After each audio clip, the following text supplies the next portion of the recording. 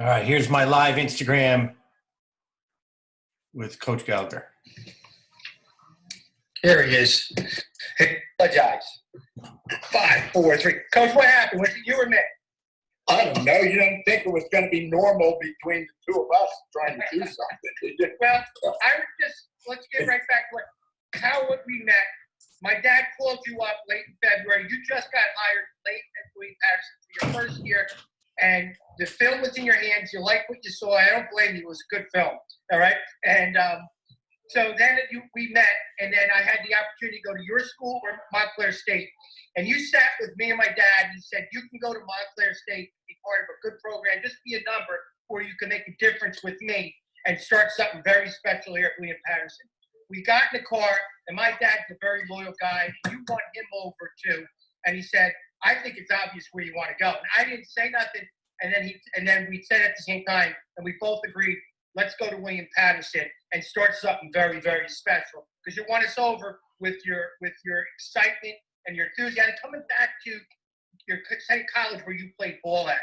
And that says a lot. But you got me as an academic favor or a sponsored student. And what that does is I'm monitored 3 to 4 times a week and study hall 2 to 3 times a week. It was myself and Joe Grassi were your 2 sponsored students. Now, we're very much different, us two. Him from New York, me from the shore. And we got very tight, and we had a lot of eyes on us, especially yours, because we had to make sure that we were successful in order for you to get more people on there too, right? Yep. And that was, I'll tell you what, I learned the hard way. My first semester, I had a below 1.0 GPA, and I was on the verge of getting thrown out, and you really tightened the belt up on me and made sure that I wasn't going to fail, because if I failed, you failed, and I couldn't let you down. And from that point on, I got over 3.0, and so did Joe Grassi, did real well, and more guys were being able to be accepted into the academic favor thing, which you need in today. You know, not everybody can make it with that. But that really, you put a lot of faith into me, and I've never forgot that. I think you're exaggerating your grade point average the first March. No, Coach, 0.65. But well, you probably beat me in my first semester there. And that's why I felt for you. I knew where you were at. Anyway, we regularly check with the academic support people on you guys and all that. And then, and it all worked out well. Sometimes it takes shock treatment and all, but we never had a problem after that with Rob Davis or with Joe. You guys. Well, you told me this because you were on. And you said, Rob, I yell at you because I really, really like you, right? And the way you yelled at me, you loved me a lot, because boy, oh boy, man, I gave you some gray hair. I know that. But in the long run of it, it all worked out. It really all worked out. We put you on double secret probation. So. You and a couple other guys. You've had characters on those football teams, and I think that I'm on that list of that. Coach, your 4 years where I played at William Paterson, every year there was growth, and we got better and better and better. And we'll talk more about that in the later segments. But that's something that was very impressive with you, and I took that to Barney, is building program from the bottom up and just getting better and building. And that's what you did. And you gained a lot of confidence with your administration and also your players and coaches with that too.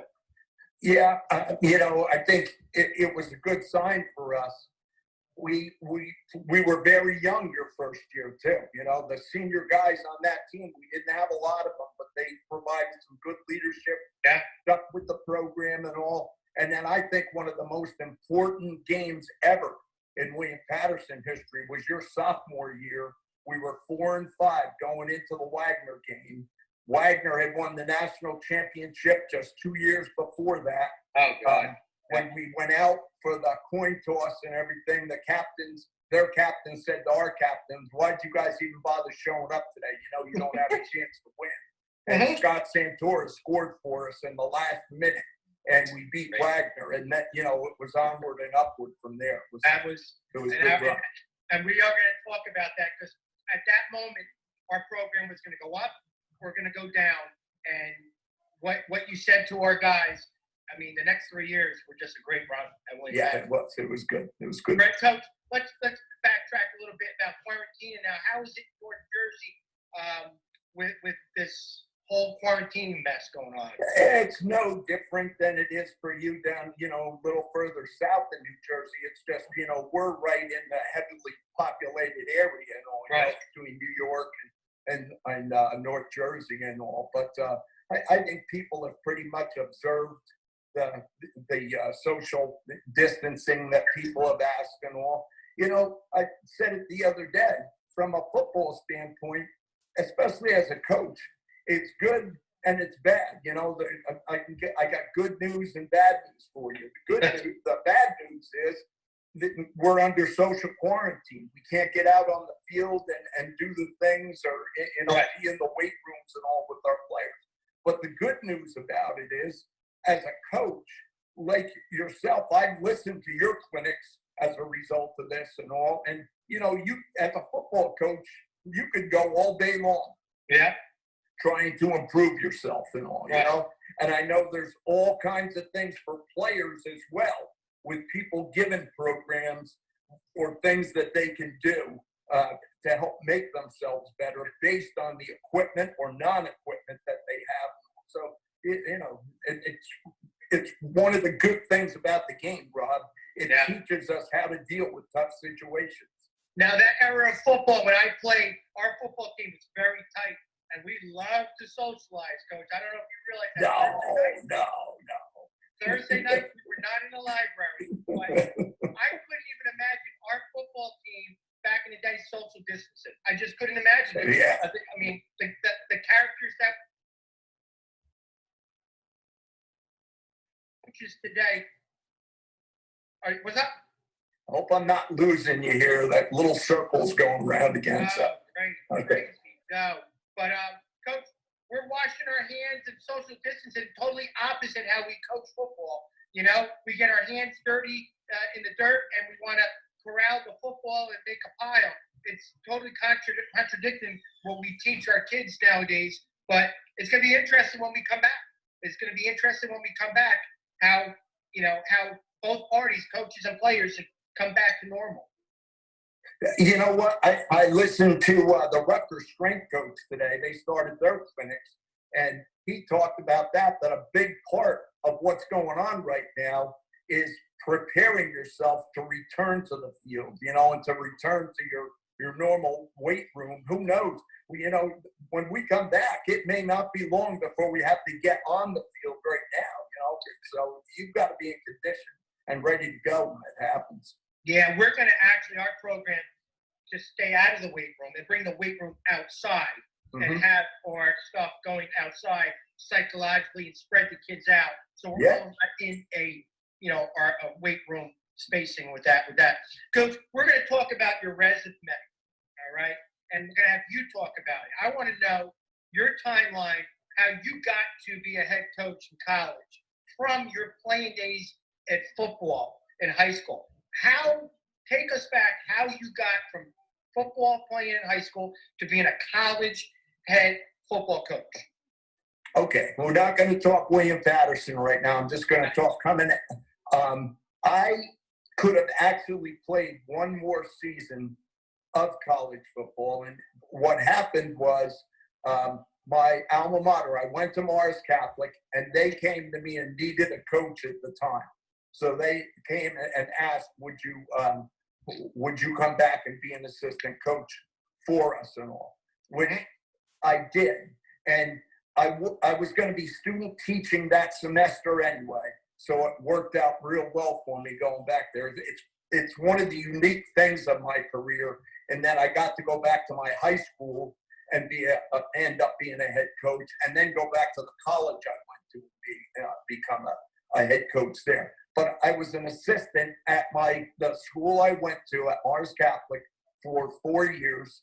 At the end of those 4 years, I became the head coach there. That's awesome. That's awesome. The guy that I started coaching under at Morris Catholic left the school, and he became the offensive coordinator at Edinburgh University. Really? Yeah, after a couple, he went to 2 or 3 schools before that, but ended up the offensive coordinator at Edinburgh University. They were wing T team. When he left, the head coach said, "Do you have any recommendations for guys that we should talk to about replacing you?" And now I'm a high school coach at a small Catholic school. And when I went for the interview, I was hoping to get more experience in the interview process and all, because it was myself and 3 other college coaches that were interviewing for the position. So when I left the interview, they said, we should know in about 2 weeks which direction we're going to go to, who we're going to offer it to and all. I had about a 7-hour car drive home. I got home at 11 o'clock the same night. The coach called me and offered me the offensive coordinator's position. Yeah. So long story with that, but I'm not going to go into that. I end up being the offensive coordinator at Edinburgh. I was there for 2 years, and St. Francis College, the head coaching position there opened. And I spoke with the athletic director, went down there, and I ended up being the first full-time head coach that school had. So I was at St. Francis for 3 years, and then ended up coming back to William Paterson when that job opened and all. And there's a long story behind that. Yeah. But anyway, so you go into William Paterson, coach. You were on that football team. You scored the first touchdown ever at William Paterson, right? Is that true? Yeah, I scored the first 2. First 2 touchdowns.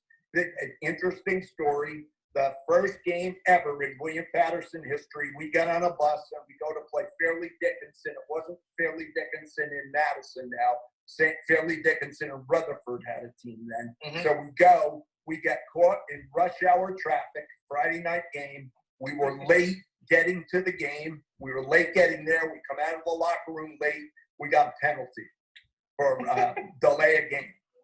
Well, we end up winning the first game. And the head coach says, well, that was a good omen, us getting that penalty for being late. He had us go out late. We started every game with a 5-yard penalty. He had us go out late every game from there on in. But it was club football in that it wasn't paid for by the school itself. The funds for the football came out of the student activities account and all. And we went 7-2 our first year ever as a team, and ended up in club football in the national rankings. We ended up the number 2 team in the country and all in that. So it was a great start. And so I was there at William Paterson for 9 years, I guess, and then Montville High School called, and I went back to coaching high school football there and all. So, and then at Montville, administratively, they did some things with young football coaches in our building that I just did not feel was right. And as a statement of purpose and character and everything, I stepped down because I didn't like the way the young people were being treated. Young coaches were being treated in our building. And from then on, I've been an assistant coach at different places and at Del Barton. And you're at Del Barton right now.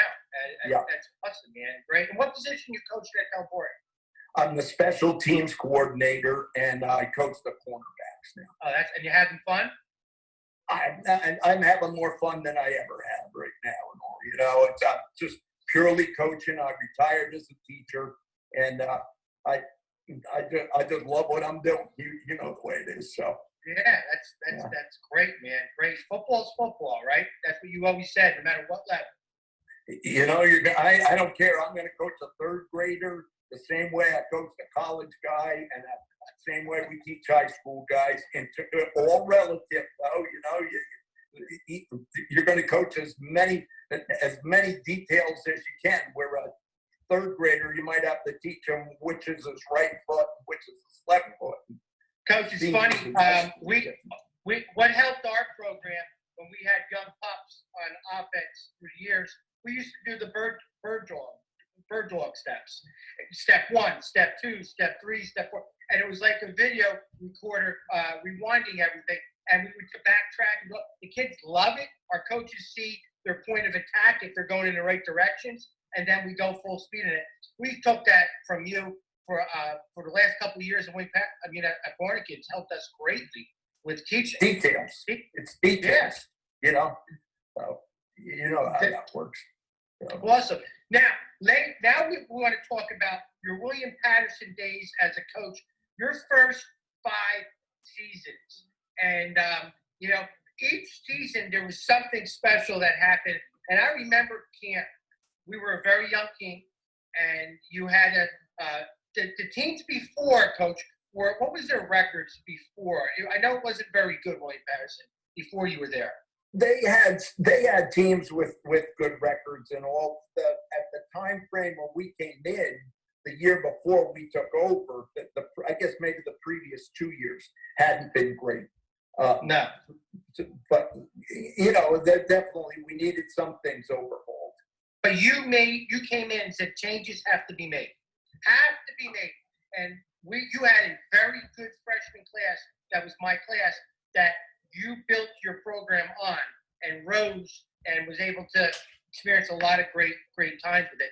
First year we went 2-7, we knew it. But the biggest thing that you did that year was you made a statement to an All-American linebacker, and that you, no matter what, you had to follow team rules. He didn't, and he threw him off the team, and we were in shock because we knew he was an All-American. And I remember you going, "Who's next?" And we all went, "Whoa!" And that, to me, seeing that, I've never seen that before. You won over that class with that. You really did. You won over the team. And yes, we went 2-7, but yes, we were very young. The next year we went 5-5, like you said, we beat Wagner to get to 500, which was a great milestone. And I remember the off season where we had meetings with all of us, and you said, "Guys, we're either going to go up or we're going to go down. We're not staying put. And if you buy into the program, we're going to have a lot of great times the next 2-3 years." And you know what? Looking back, you were right. We really did have some great memories. The third year, we beat Montclair for the first time, and you were partying, and everybody else was singing on campus, rowing. We went to the ECAC playoffs. The next year, 8-2, which we should have been in the playoffs, and I believe that was your best team you ever had. And then the next year, 7-4, went to playoffs and won a first-round game. But take us what your experiences in that first 5 years, that building blocks, what you did, and good times.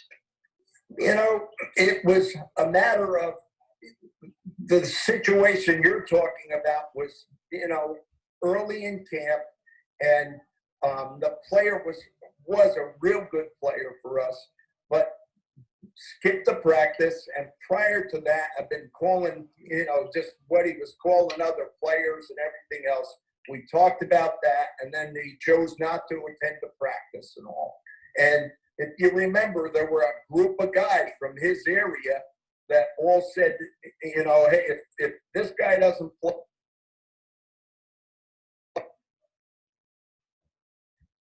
remember, that's what we said, guys. I respect your loyalty to your friend, but if we're going to win here, and we will, we need to have standards.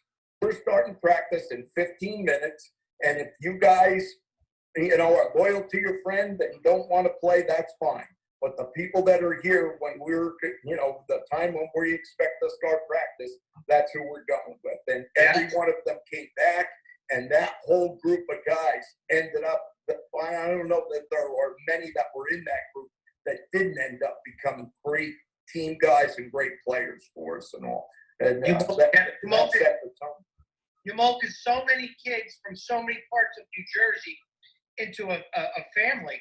And that was, we had you guys from the shore, guys from the city, guys from way down south, the tip of New Jersey, some guys from Pennsylvania, and just mold. And we were all bonded. And we were close close team. We really were a close team that really cared about each other, Coach. Really did. You know, I think we stressed doing things together as a team too. You know, William Paterson still doesn't have a huge weight room, but our deal was don't complain about what we don't have. Let's make the most of what we do have and all.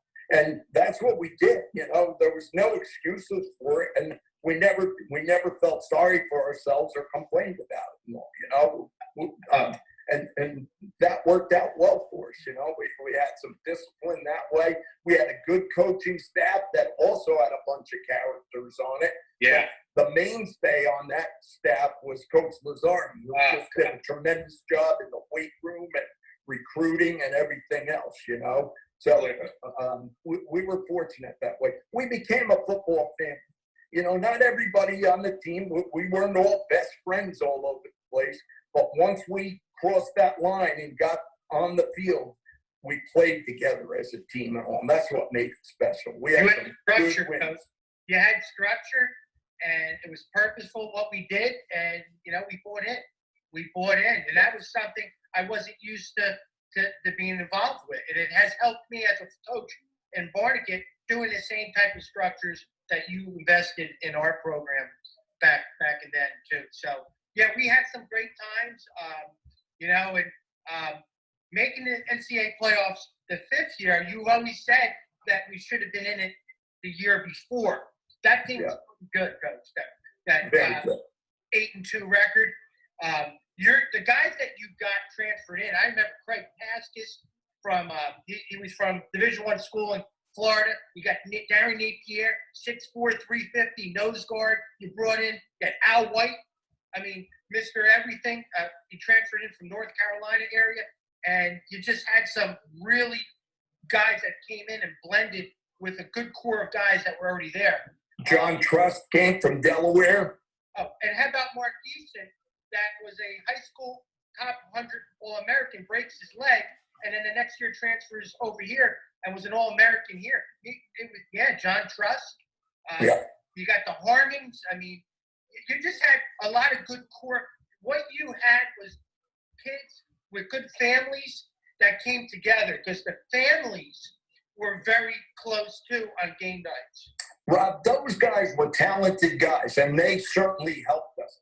But the core of that team was the Rob Davises and the guys that were true team guys. You know, I said this to you the other day. I laugh about it sometimes when I watch your clinics and all. You guys throw the ball more times in a half an hour in those film sessions than we threw in your 4 years. You were a wide receiver. You were a wide receiver. Well, we called you a wide receiver. You were really a wide blocker on all our stuff, you know. And I still remember you coming in my office with a little bit of a sad face on. Coach, could we please throw the ball a little bit more and all? Coach, and that's our talk, because after the second year, we just beat Wagner. And I remember I kind of was in there a little, you know, I mean, coming from high school, I was catching all these passes and all that. And, you know, and I was starting and playing on our teams in college, but I wanted the ball. And I remember you saying, nobody remembers how many catches you have, but they'll remember that you're on a good football program, and we need you to be on the same page and this and that. And I remember you saying that, and because of what you did for me prior to it, you're right. You really switched me over, and I love being part of the offense. And we threw the ball, but not as much. My dad would say this, though, that if you get 5 balls thrown to you, you better catch all 5. And there's no excuses. And that's one thing my dad stressed with me, that you got to focus on your X amount of passes because there may not be more after it. But we won. And that was the great thing about it. And I love being part of a program like that. And I teach that to our guys down here, too. But, yeah, you had some good core guys. You had guys from all over, like we said, and just tough kids, really tough kids. You know, we had the Al Whites, we had the Craig Paskuses, the Eastons, those guys, but we also had the Rob Davis, Tom Horner, Steve Corrigan, Brian O'Connell, DeJuan Parker, you know, a bunch of just bring your lunch pails and let's go, guys. You know, it's one of the things I'm proudest of is when we left there, we had the 4 leading rushers in history. And I think I think most of them probably are still the 4 leading rushers in the school. You don't do that without people blocking for one another. No, you don't. So Coach, that takes us to the next part I want to talk about. That your program, which was built on team concepts, and you had, in my 5 years I was in the college football program with you, 16 guys that were head football coaches at one point in the state of New Jersey. I want to read them off the names, so because some of our viewers have guys in that area. But how many coaches can say, when you look on my wall, I have all my football teams up there from college, and they're head coaches in high school.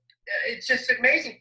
Just reading it off, in the short conference, me at Barnegat, Nick Giglio at Red Bank, and Lenny Zdanowitz at Brick. And then around the state, the other, Al White at Weequay, you got John McKenna at DePaul, Tony DeRosa at Harbor, Rick DeBonta, Montville, Brian Leary, Highland, Scott Santora, Fort Lee, Bob Lake, North Plainfield, and Gerry Moore was in 2 places, Hanover Park and Parsippany. Jim Delaney, High Point. You had Adonis Blue at Lincoln, Jason Herta at Parsippany, Mike Ryan, J.P. Stevens, and John Piskowski was at Franklin and Point Beach. And then Craig Lusardi also was in 2 different stops too. Where Coach, I actually scrimmaged Greg Lusardi when he was at Mars Catholic. yeah. I brought Barnegat over there, and he came to our place. It was awesome. And he was coaching the same way that he did when he coached college with that. It was awesome having that. But those 16 guys, plus numerous assistant coaches out there that all were under that umbrella of 5 years, says a lot about you, Coach. You know what? If you say, hey, what are you proudest of? What's your legacy? The thing that I'm most proud of is, and maybe even more than this right now, but there's at least 53 guys that were either ex-players or ex-assistant coaches for me that have gone on to be head coaches in either college or at high schools. You know, and I'm not saying that I'm the main reason that happened, but I will say that I think we must have done something right that enough people wanted to continue to do the same thing. And that's what makes me happiest and most proud. Well, your name's on all our resumes. I forgot to do one for other person. Guy that's helped me big time was Dave McCarthy, New Jersey Scouting. I mean, he was on our football team.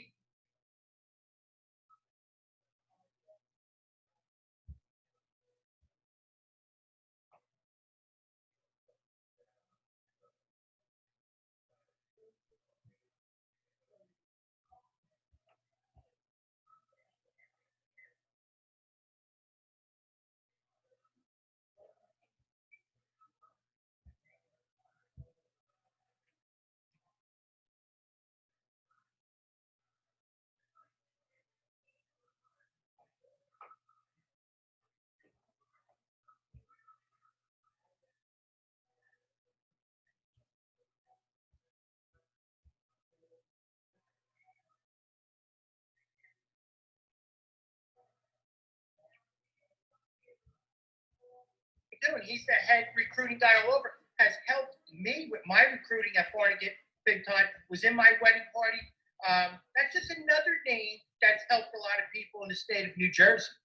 John Schmidt, you know, the Army All-America game, and now it's the All-American game on NBC.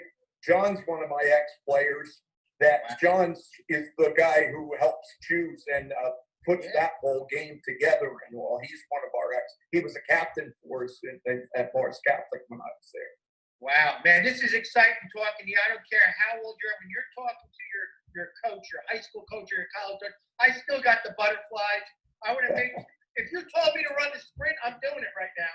You know, I mean, I'm not, but this is great, man, that you came on here and talked. And tell me a little bit about your son. Your son is coaching now Booton, right? Yeah. Tell me a little bit about him. How proud you are with him. Well, you guys remember Brian. There was a race. Brian and Mr. Eason, our athletic director, his son, used to have like fights over who was going to run out and get the tee.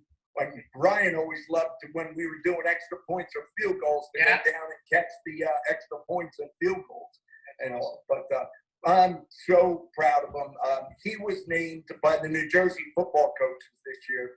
He was named the North Section 1 Coach of the Year and all, won a sectional championship with Booton High School. He switched from the wing T to the Army flexbone offense, and they've led the state in rushing the last 2 years and all. They rushed for almost 5,000 yards this year. Wow. But we unfortunately got eliminated in the first round of the playoffs this year. But the good thing about that was I got to go and watch him practice for 3 weeks and be on the field with them. And as proud as I am of his winning and everything, I was even more proud.